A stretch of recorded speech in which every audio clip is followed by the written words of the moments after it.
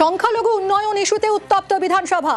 সংখ্যালঘুদের ক্রিমিনাল তৈরির অভিযোগ অগ্নিমিত্রা পালের। বিধানসভায় অগ্নিমিত্রা ফিরহাদ হাকিম তুমুল তর্কাতর্কি।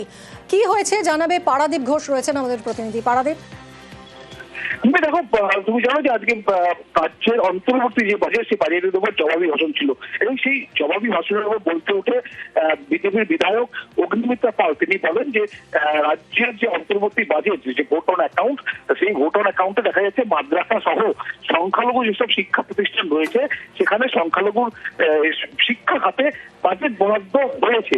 কিন্তু অগ্নিমিত্রা পাল একই সঙ্গে এটাও জানতে চান যে আমাকে দৃষ্টান্ত দেখান, আমাকে উদাহরণ দিন যে কোন মাদ্রাসা থেকে, কোন সংখ্যালঘু শিক্ষা প্রতিষ্ঠান থেকে আমরা দেখেছি যে ইঞ্জিনিয়ার, ডাক্তার বা উচ্চ। ধন্যবাদ পারাদীপ। এবং এই মুহূর্তে আমি যে কথাগুলো আজকে বলেছি সেটা আমি উইথড্র করব না। সংখ্যালঘু এবং মাদ্রাসার দপ্তরে আপনারা প্রচুর টাকার বরাদ্দ দিয়েছেন। এটা কি শিক্ষার জন্য দেওয়া হচ্ছে, নাকি অনুপ্রবেশকারীদের একটা আড়াল করে মদত করার বন্দোবস্ত করা হচ্ছে?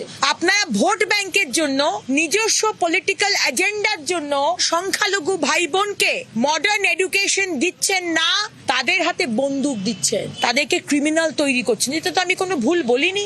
আপনার সাহস থাকে ফিরহাদ হাকিম মহাশয়, আমি সংবাদ মাধ্যমে আপনাকে চ্যালেঞ্জ দিচ্ছি, এই 15 বছর পশ্চিমবঙ্গের মাদ্রাসায় কত ডাক্তার, ইঞ্জিনিয়ার বেরিয়েছে তার তালিকা দিন, আর কতজন আপনার সম্প্রদায় থেকে কতজনকে আমরা ক্রিমিনাল বাপ্পি বানিয়েছেন আপনার সরকার, তার একটা তালিকা দিন। দুধ কা দুধ, পানি কা পানি হয়ে যাবে। এরা অপরাধী। ভারতের ইতিহাস পড়েনি, গণতন্ত্র পড়েনি, ধর্মনিরপেক্ষতা পড়েনি। এরকম মহিলাদেরকে দেশ থেকে তাড়িয়ে দেওয়া দরকার। এরা অযোগ্য। আমরা একসাথে আছি, একসাথে থাকবো। হিন্দু মুসলমান আজকে বাংলায় কিছু করা যাবে না। প্রমাণ পাবেন ভোটে, ওখানে দাঁড়িয়ে ক্ষমা চাওয়া উচিত।